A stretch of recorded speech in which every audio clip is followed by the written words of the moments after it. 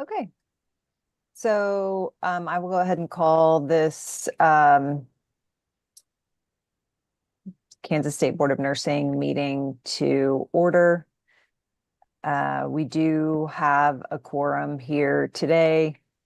Our agenda is just to get an update from board staff regarding the House bills that have been introduced thus far as related to the board, and give an update about the information contained in those bills, any concerns related to those items, and then allow some time for any questions that the board may have related to those items. So I think just given the process, Carol's going to introduce the information, and then maybe after each bill's information, Carol just will pause for a moment. Since we are virtual, if people could just raise their hand if you have a question or a comment.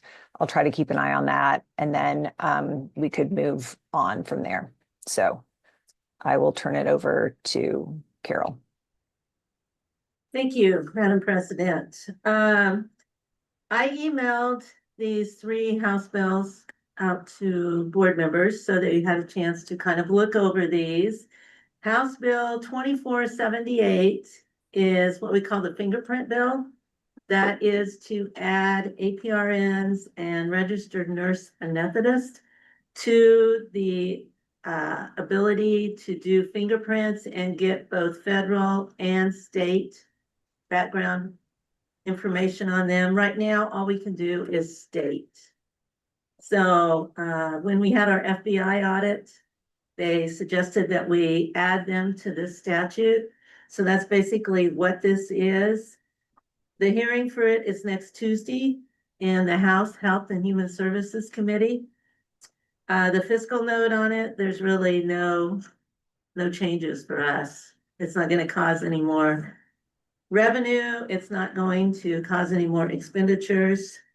So questions on that one? It's kind of a cleanup bill is what we're calling it. Okay. Maybe if I can skip over and just tell you House Bill 2532, I think the other one's gonna have probably the most discussion. House Bill 2532 is the one that you all approved the language in December. This is coming out of that statute task force that met several times to look at our disciplinary statutes and suggest what changes they think would be helpful. And it was introduced to the Committee on Health and Human Services on the House side. However, it does not have any hearing date scheduled, and I don't know if it's going to get a hearing that I've heard of right now.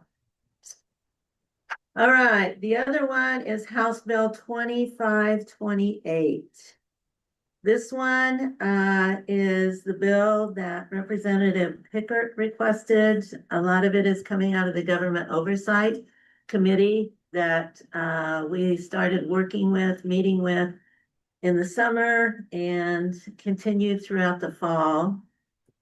This one is very, very significant to us. There's a hearing for it next Thursday. And so that's part of why we're having this special meeting is information that I'm going to need from you as board is how you want me to testify with this bill. And that would be, do we support the bill? Are we neutral on the bill with concerns listed? Or do we just totally oppose the bill? Because when I do testimony, I'm going to have to be one of those 3. So I'm going to kind of need you, by the time you get done today, to guide me there. Hopefully you've had a chance to look through this. I'll just kind of briefly tell you kind of the highlights. They are saying that for 21 years, we have to go back and void discipline And then also try to get it removed from the national databases. You remember that was a concern. And then they've done some changes on, they've taken out expiration date of licenses, and they've changed expiration to renewal. So it would be renewal date instead of expiration date, which is kind of a little bit of problem in databases and everything like that, because it truly goes by expiration date. Like e-notify that we had as a solution for electronic notification goes by expiration date, not renewal date. So we're still trying to work out some things to understand how that might relate to the compact, because it might relate to us reporting to nurses, which we're required to do for the nurse licensure compact. So we're still checking that out. Let me see. I kind of told you about that. They did give us on this, on the licenses, it would go, okay, to a renewal date, and then it would have a late renewal that has a late renewal fee for like 90 days after what we would call the expiration date. And then at that point, if the licensee has not submitted a renewal application 90 days, then we cancel the license. That's a new term for us because we lapse the license right now. But according to this, the license is canceled. So we're not really clear what happens if someone wants to come back. And right now they have the option to reinstate. And, they usually have to provide the continuing nursing education, or if it's been more than 5 years, they have to do a refresher course. And that is just to, get their knowledge and their competency back up to the level that it should be if they've not been practicing for at least 5 years. I'm not clear how that would work with this bill because it just says cancel. Problem that we also have if they come back and we have to give them like a new license, well, we're only set up to do the same license number for one nurse so that it can be followed all the way through. Where if we had to give them another license number, it wouldn't be tied to maybe some actions on their other license number. I hope that makes sense. It's kind of confusing. We're trying to sort through all of that, but it would probably cause a few changes. Let's put it that way. And then they have something on here about the transcript request that the schools have to release it within 5 business days of the school or the applicant requesting it. I'm not sure where that's coming from. We have made sure that the nursing programs are aware that that's in here. So I don't know if that's going to cause some issues with them and their processes. Unprofessional conduct has changed, or it would change. It would be, it does not include behaviors that are unrelated to the licensee's practice of nursing or the ability to ethically and competently practice nursing, such as failure to timely renew a license or late payments. The actions that we would be able to take related to license renewal, license application are very changed from our practice now. And then there's some changes to the board members. There's language in here that you need to have board members with similar clinical or professional experience to the person charged with the violation.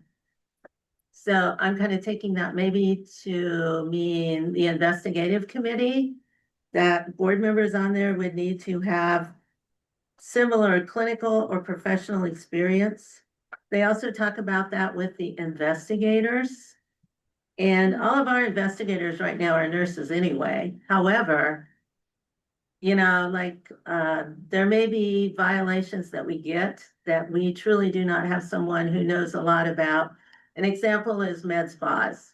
Okay, we're seeing more of that. Okay, well, according to this, we would need someone with similar clinical as that. Let me see here. I'm just trying to give you a kind of an overview. There's a section about retaliation. If you haven't looked at that, I would encourage you about the board cannot retaliate against licensees, applicants, anything like that. And then it goes into the section and it pretty well has the same information, only it's for APRNs.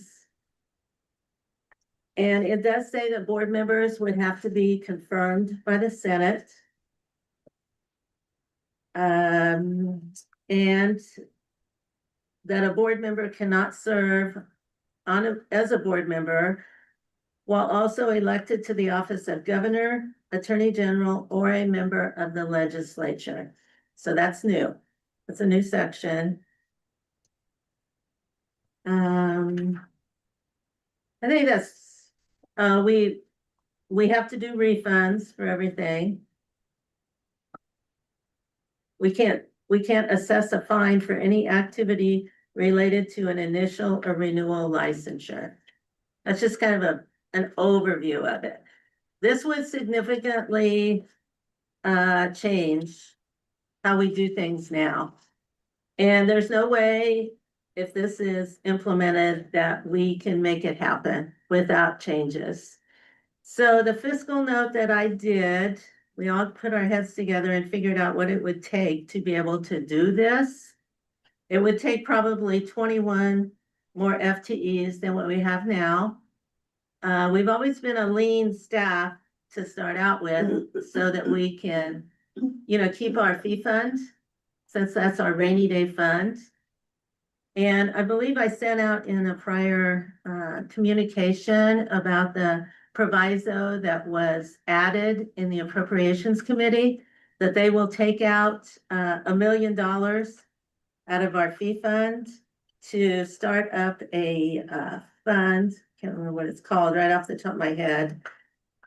But it's basically for nurses that have been harmed. It's actually called the Nurse Fair Treatment and Recovery Fund. But it would take $1 million out of our fee fund, put it in this different fund. And then if I don't know, it was a little confusing. If I'm to understand, the nurses that feel like they've been harmed by us or something could apply to this, or I'm not even sure who would decide, truthfully. I'm not. So there's $1 million going out there. And the fiscal note that I did on this will be for fiscal year 27. It would be 1.6 million. Because you realize if we're adding 21 more FTEs, we don't have enough room. So we probably need almost double the space that we have right now because we have 27 FTEs now.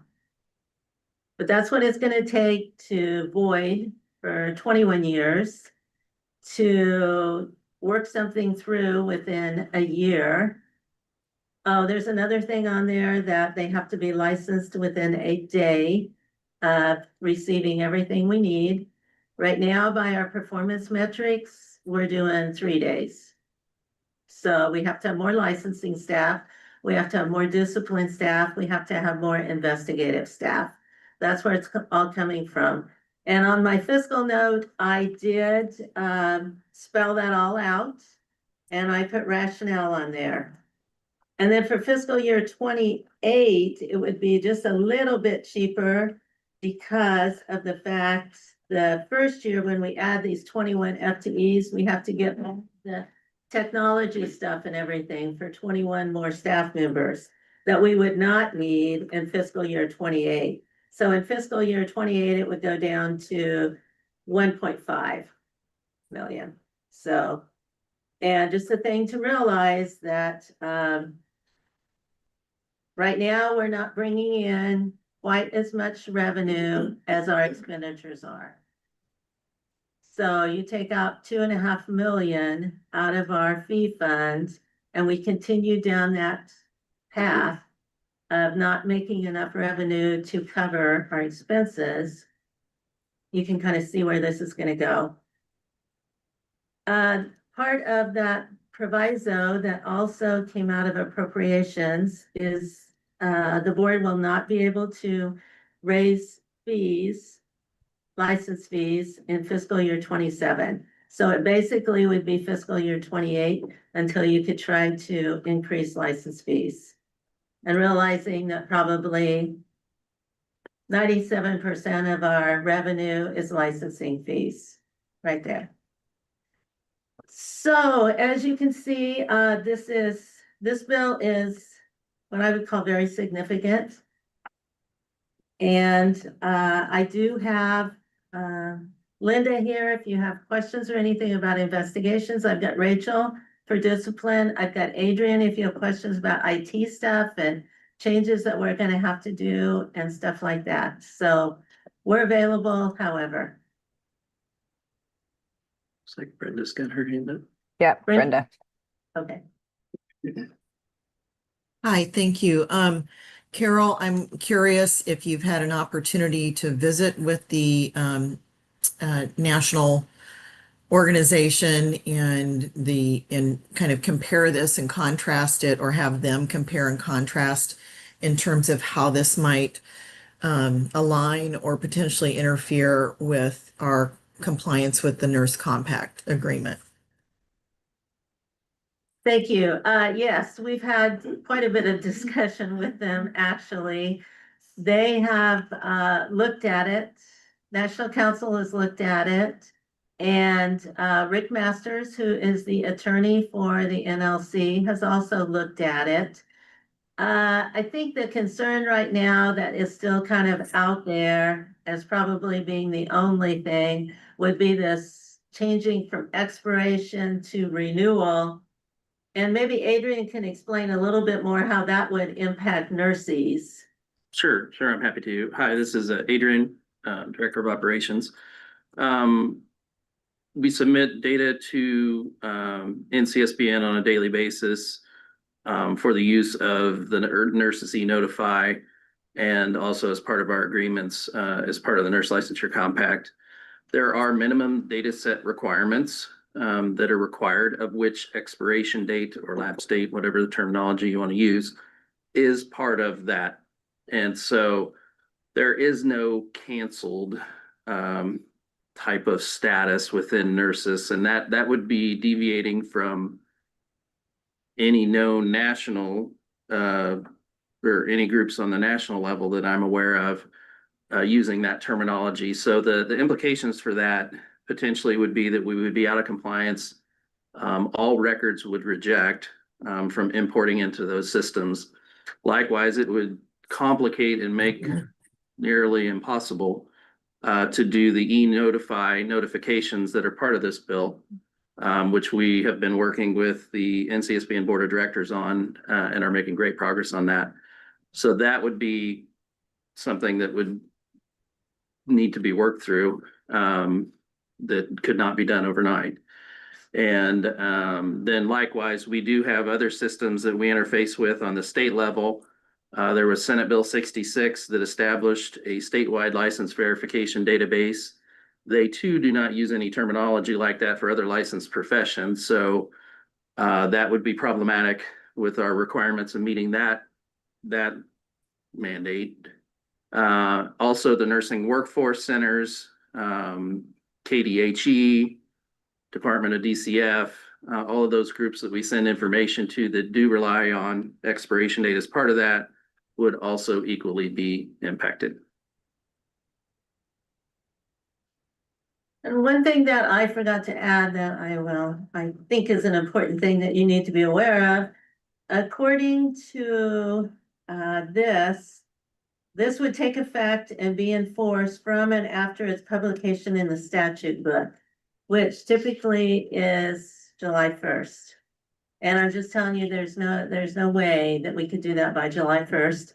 There's no way that we could hire that many people. We would have to move. You know, hiring in the state system does not go fast. Plus, you would be asking for like investigators.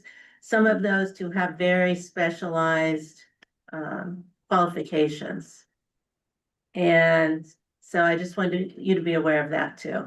I don't see any way that we could be ready for this by July 1st.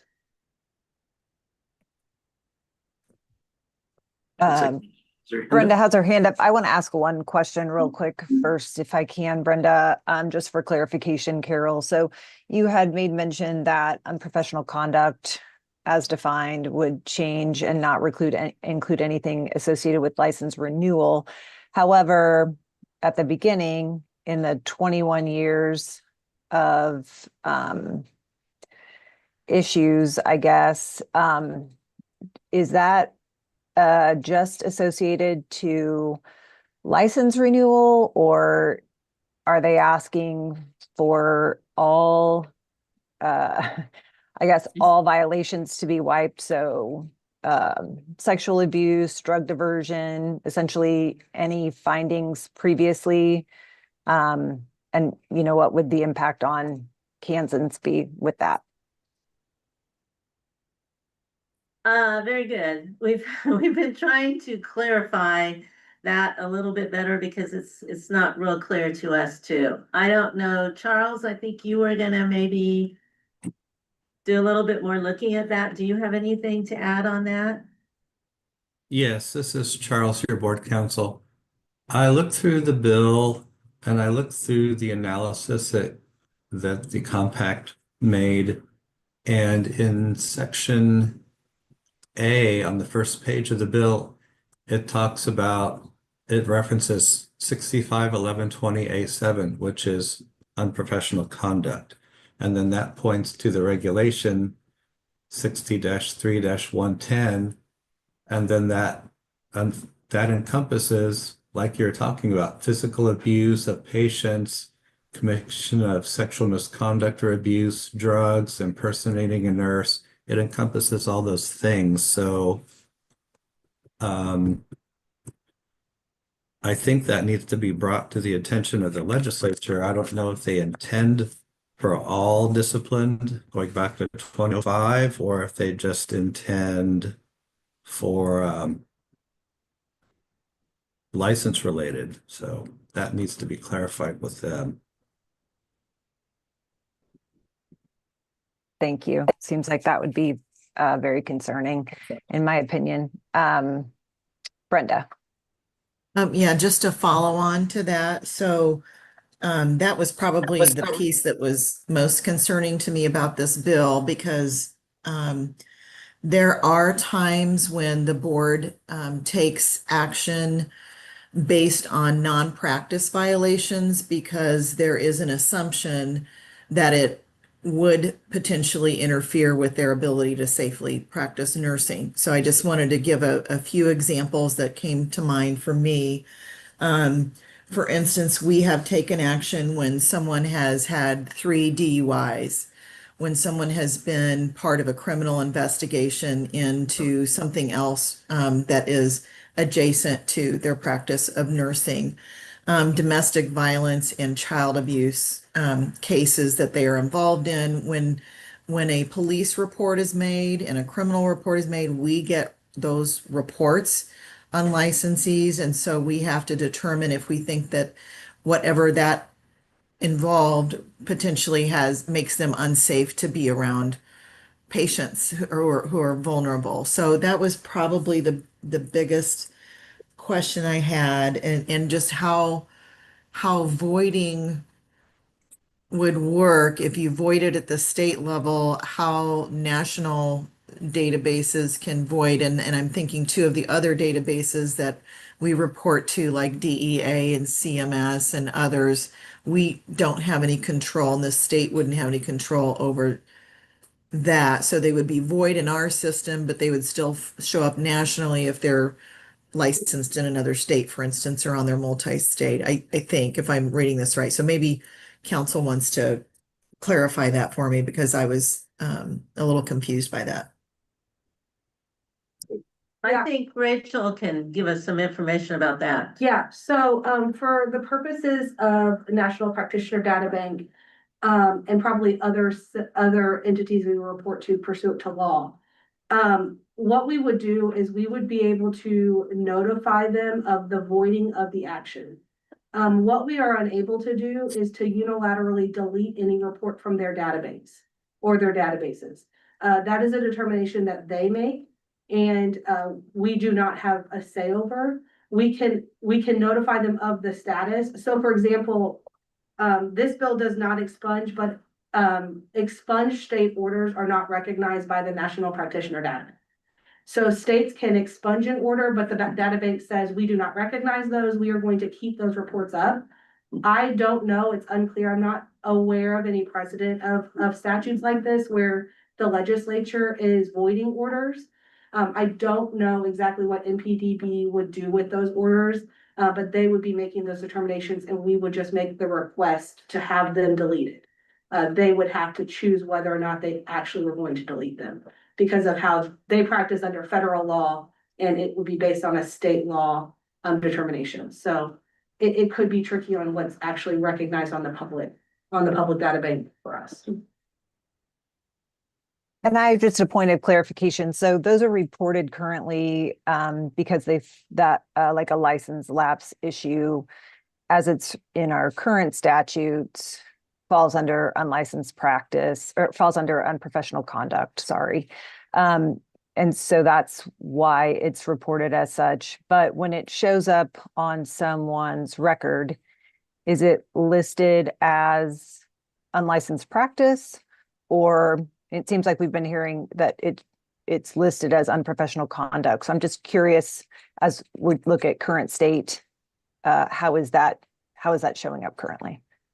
So we report to National Practitioner Data Bank through nurses, which is the coordinated system through the Nurse Licensure Compact.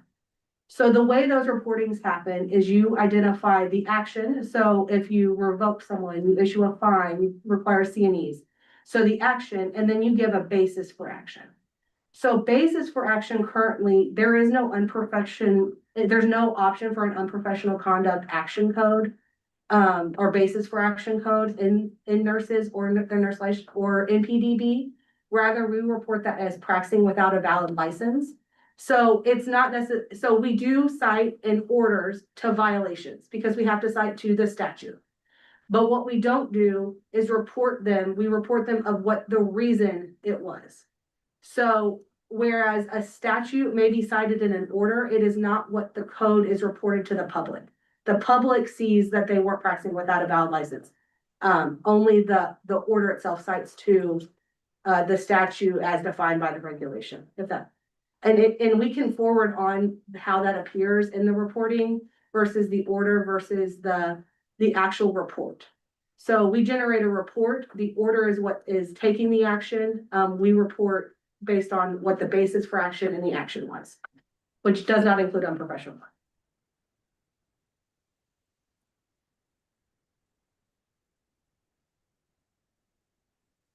And I also add that has its own adjudicated process as well for NPDB.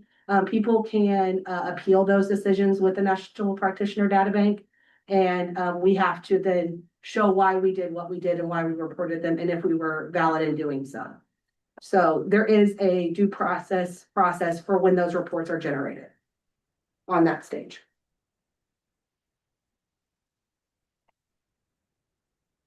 Okay.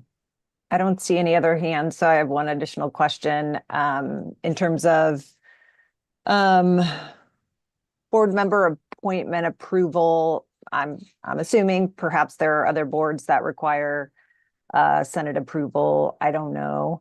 But are there other boards that have elected officials as part of the board? It seems like this is an outlier included for this board.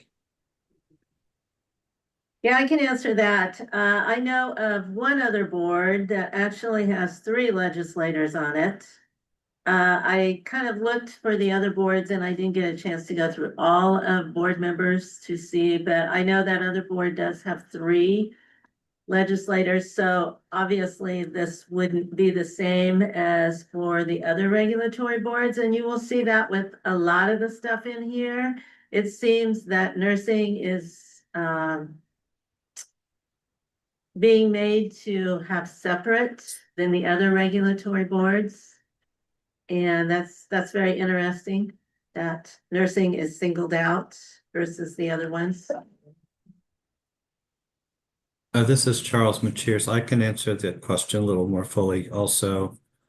I think among cabinet level agencies, the agency head has Senate approval, but I'm not aware of any other agencies where board members require Senate approval.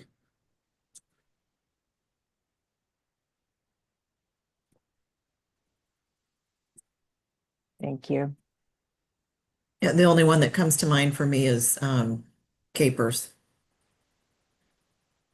And that's not the same as us.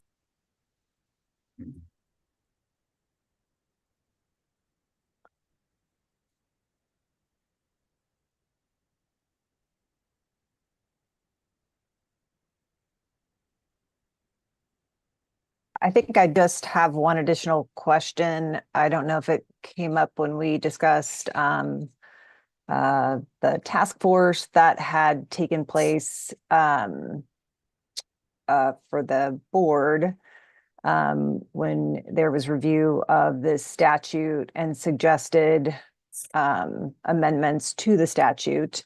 I know that Representative Pickert was invited to and part of that task force, as were some other organizations. And so was there any conversation or discussion about the specifics of this separate bill that I think you said was introduced by Representative Pickert as part of that task force communication? I can try to address that, Madam Chair. So yes, we did have a very nice group of folks that I think well represented the industry and the nursing profession. And that included our nurse professional associations, the hospital association. It included an attorney who represents nurses before the board regularly. It included a number of other folks also. Representative Pickert was kind enough to join that group, and I'm sure I'm forgetting others, but we did have, generally speaking, consensus on the provisions of as we reviewed the statutes that had been kind of in limbo over here for several years and had broad consensus, and where we didn't, we did make some tweaks there. Representative Pickert did let us know several times that she was aware that there was another bill being worked up. Unfortunately, she was not able to obtain that for us to review anytime, and we asked repeatedly. I think staff and others had asked repeatedly to be able to see that and at least to understand how it was being vetted against the benchmarks that we were using, which was NCBSN and all these other national reporting requirements that we have. And we did not get that. And in fact, none of us saw it until it was filed. So, and I know that Representative Oropeza, who is also on our board, had taken that to her committee chair and asked for that to have a hearing. That has not been granted currently, but the other bill has been granted a hearing. So I appreciate Carol's request of us in terms of whether or not we want to oppose or not. And I guess I would say from my initial review, there are things in this bill that I find incredibly problematic and I think have some very serious unintended consequences, not just for the board, but for the public and for nurses. And I don't think they've been fully thought out. There are some other provisions that I don't really have a problem with. I don't have a problem with the notification requirements. I don't have a problem with some of these other aspects, but I do think that there hasn't been a full vetting of this, and I wish that the committee or members or proponents of the other bill would maybe take a look at all of these things together in context, but I don't know that that is going to happen.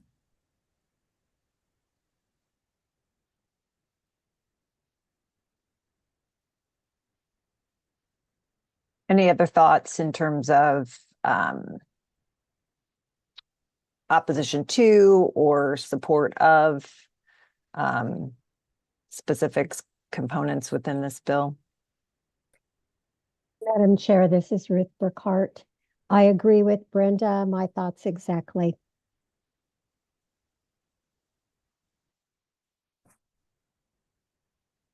I see some heads shaking. I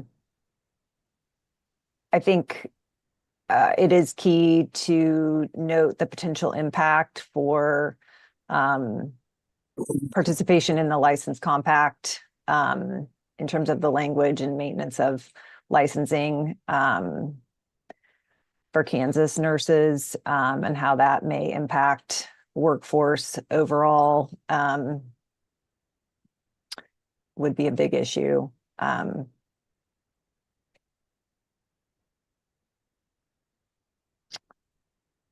Any other thoughts? I also am curious about the fiscal impact. As a fee-funded agency, I think that nurses will end up being responsible for these guidelines that have been set in place, seemingly proposed to be set in place only for the nursing board, so that if you have to maintain your agency from fees, that eventually that is who will be impacted by this change. Brenda? Sorry, I'm sure other people have questions. One other piece I wanted to point out on HB 2528 was around the calendar year requirement. It is not at all uncommon for the board to request supporting documents and even under subpoena of facility records or other records to work on their investigation that take well over a year. There are also sometimes criminal actions that are pending that take over a year to process through an investigation on the criminal side in the courts that has nothing to do with us. So some of these cases are very complex. Sometimes they involve multiple parties. In the case of drug diversions and those kinds of things, sometimes it's not a lone actor. There are others involved, and there's a criminal aspect to that we have no control over. In 1 year, although I understand the intent of that,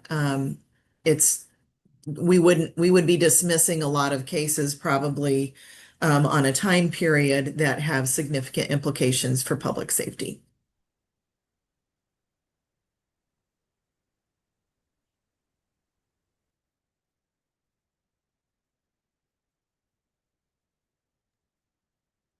Michelle? I'll just add comments to Brenda and Ruth as simply as it relates to logistics and the time period that Carol has laid out, July 1st. Imagining putting all the pieces in place, the technology. If I heard it right, I wrote it down, 21 additional FTEs. That seems like a pretty ominous task in addition to the other pieces of this that are problematic.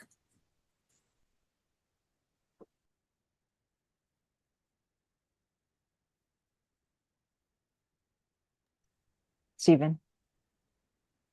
I agree. I agree with all of the comments before. I think this sounds like it would almost tend to be more disruptive to safety and to the nursing license practice and licensure than maybe what it's meant to do.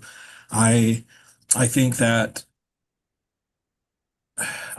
without some strong reservation or opposition to certain parts of this we definitely need to think about that, because while Brenda said, there are some that I think are fine, but some of these I think without due thought and process are going to have downstream negative consequences to the safety of of the citizens is exactly what we're tasked to help prevent. And I would hate to see that happen.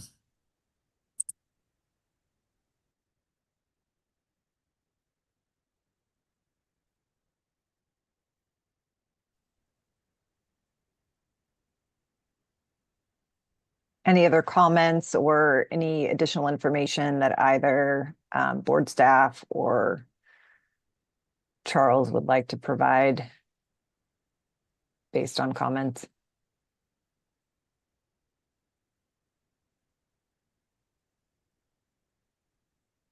Anyone else?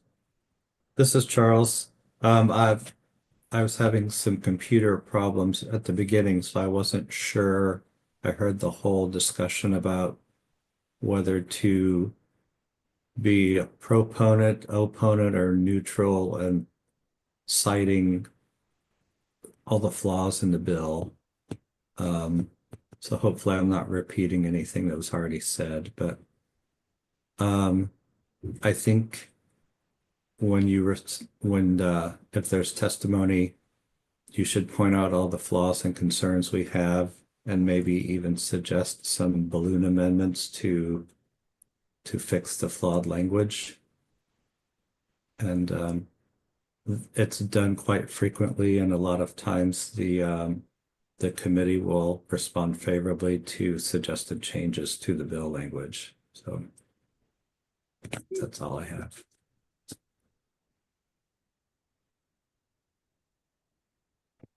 You. We have about 15 minutes left on our Brenda.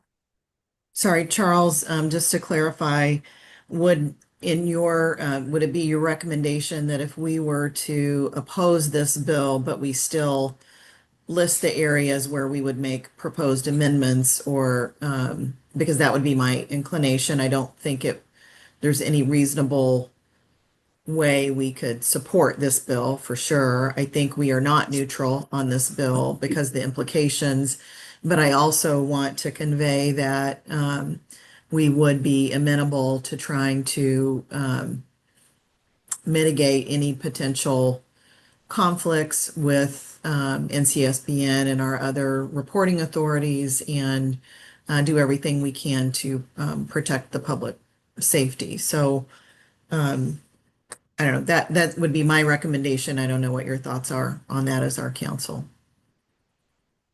Yes, I think absolutely you should weigh in on the things that are concerning the language. And one option you could consider is laying out the areas of concern you have with the bill, and maybe prioritizing in order of severity what the flaws are. Like, for example, taking us out of compliance with the compact and possibly being kicked out of the compact if we don't fix some of this language, and then what needs to be done to fix the language so it brings it back into compliance with the compact, things like that.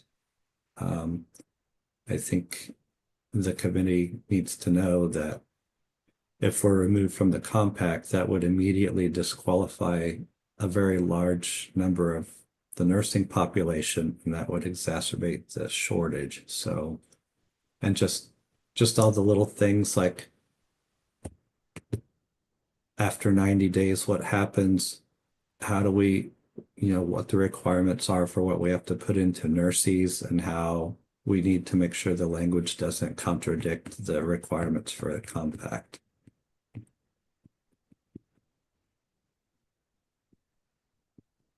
This is Carol, just to kind of update you on the number of licensees in Kansas that we have issued multi-state. For LPNs is 2,767, and RNs is 22,152. So, it would, I guess if we were not in the compact and they have to be taken back to a single state, that also is more work that would have to take place. And I just do have a question. There has been a public question. Do you just want those sent to me, or how would you like those handled?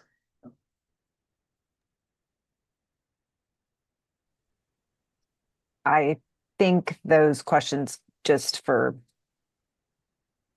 ease of responding, they can be sent directly to you, Carol, and then if it's something that you can't respond to, can move on from there.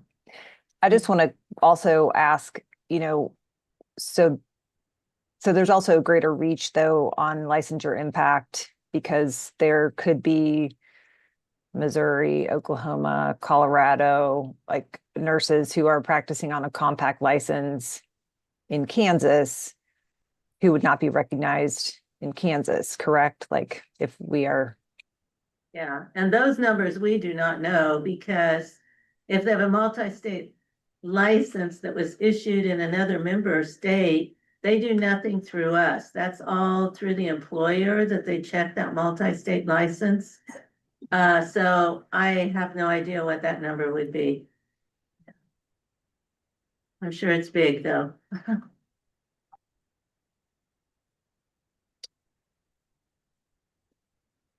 Okay. Any other questions, comments?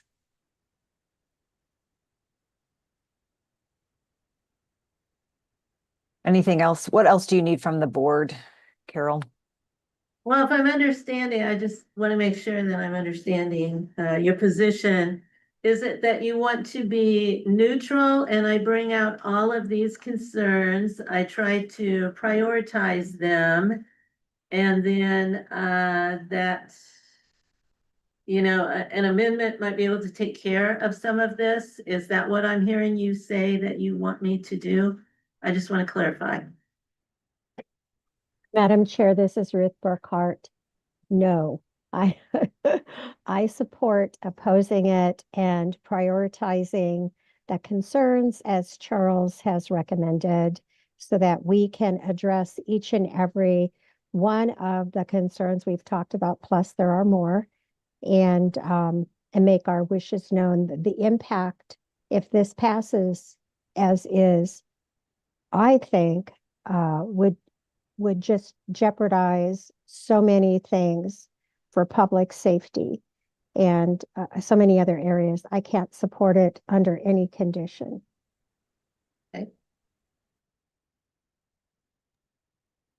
I concur.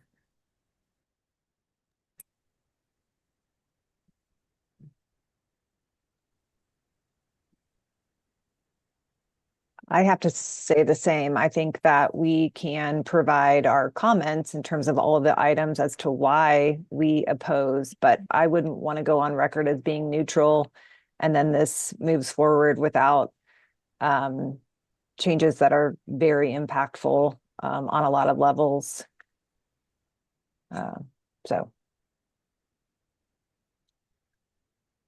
Okay. So I think for those that are able, I'll just mention now, Carol shared when the hearing will be next Thursday at the Capitol. For those who are able to attend, I believe it would also be broadcast, correct? Yes. Yeah. Yes, and it starts at 1:30. So just encourage those who can either to be present, to be a part of, to hear the thoughts behind or the answers to some of these concerns that will be voiced. That would be helpful. And just as a reminder, you can always watch it after the fact too. If you have something going on like at 1:30 and you can't watch it when it's taking place, usually the recording is on the Kansas Legislator YouTube. Mhm. And we can send those links out.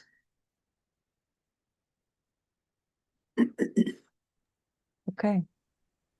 Well, thank you. I do want to also just thank, the board. I feel like a lot of effort has been made over the past 6-8 months in terms of responding to the concerns that were voiced, to try to make changes and update some system processes to support license renewal addressed some issues and concerns that had been voiced. I do want to thank staff for all that they've done to take those steps, provide information on the website in terms of updates, et cetera. Brenda and those who were part of the task force, I think a lot of effort was made for good discussion and conversation for those proposals. So also appreciate time spent there.